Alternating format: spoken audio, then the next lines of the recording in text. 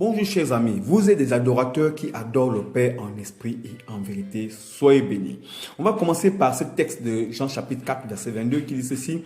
Vous adorez ce que vous ne connaissez pas, mais nous adorons ce que nous connaissons, car le salut vient des Juifs. Mais l'heure vient et est déjà venue où les vrais adorateurs adoreront le Père en esprit et en vérité. Ce sont là les adorateurs que le Père recherche. Car Dieu est esprit et il faut que ceux qui l'adorent l'adorent en esprit et en vérité.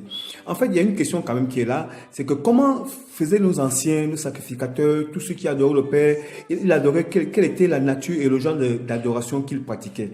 Cette question, on va répondre dans la suite du programme. Alors, nous, on va continuer dans le même angle, c'est-à-dire en parlant du service et l'adoration dans le service.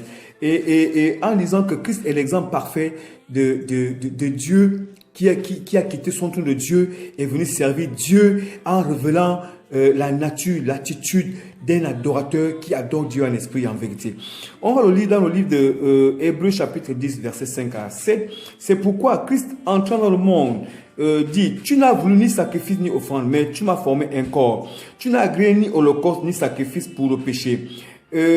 Alors j'ai dit, voici je viens, dans le rouleau du livre, il est question de moi, pour faire, ô Dieu, ta volonté. Christ est l'exemple parfait d'un adorateur qui quitte la gloire, qui quitte le trône, qui se dépouille lui-même, qui se donne la forme d'un être humain simple et qui accepte les injures, les parjures, les insultes, les fouets, les coups, l'humiliation, la douleur, la souffrance, l'obéissance, afin que le monde entier sache comment il faut adorer Dieu et quelle est l'attitude d'un vrai adorateur. Alors, voyez-vous, et Dieu a vu cet amour de Christ qu'il a révélé au monde. Et que Christ a révélé le Père au monde. Et Dieu a confirmé que Christ était vraiment son Fils. On peut lire dans le livre de Matthieu chapitre 3, partie verset 15, qui dit ceci. Jésus lui répondit, laisse faire maintenant, car il est convenable que nous accomplissions ainsi tout ce qui est juste. Tout ce qui est juste. Et Jean ne les hésita plus. Dès que Jésus eut été baptisé, il sortit de l'eau et voici les cieux s'ouvrir et il vit l'Esprit de Dieu descendre comme une colombe et venir sur lui. Et voici une voix fit entendre des cieux ces paroles. Celui-ci est mon Fils bien-aimé en qui j'ai mis toute mon affection. Christ a fait ce qui est juste parce qu'il a compris ce qui était dans le rouleau et Jean ne lui résista plus. En même temps, Dieu a confirmé le ministère de Christ en faisant d'abord l'Esprit de Dieu est descendu. L'Esprit de Dieu est la confirmation nette, royale de la volonté parfaite de Dieu parce que Dieu est esprit et il faut que ceux qui l'adorent en esprit et en vérité. Et Christ devait adorer Dieu son Père en esprit et en vérité. Et Christ avait la révélation de ces choses et Christ nous a montré la voie royale.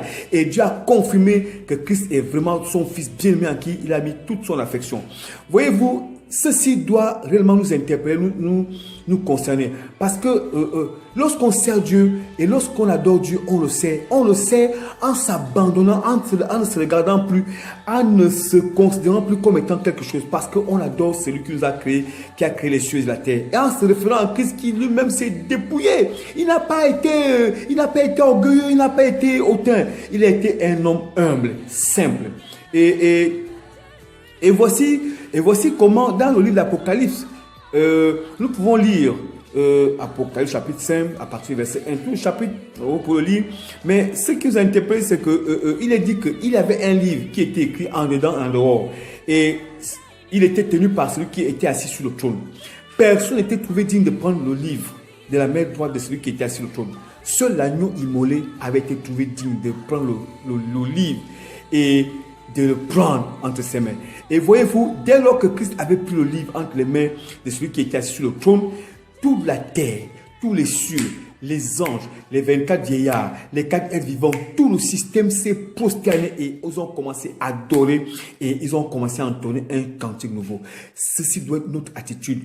Quand on adore le Père, on s'oublie et Dieu nous élève au temps convenable. Bien aimé, l'adorateur a une attitude et cette attitude c'est le Saint-Esprit qui nous la donne. C'est le Saint-Esprit qui nous révèle ce qu'il faut faire. C'est le Saint-Esprit qui nous connecte au Père. C'est le Saint-Esprit qui nous donne l'attitude, l'habitude et les paroles nettes et justes. Qu'on ne se regarde pas comme étant quelque chose, mais qu'on regarde à Dieu le Père. Bien aimés, soyons les adorateurs que le Père recherche. Soyez bénis au nom de Jésus-Christ. Amen.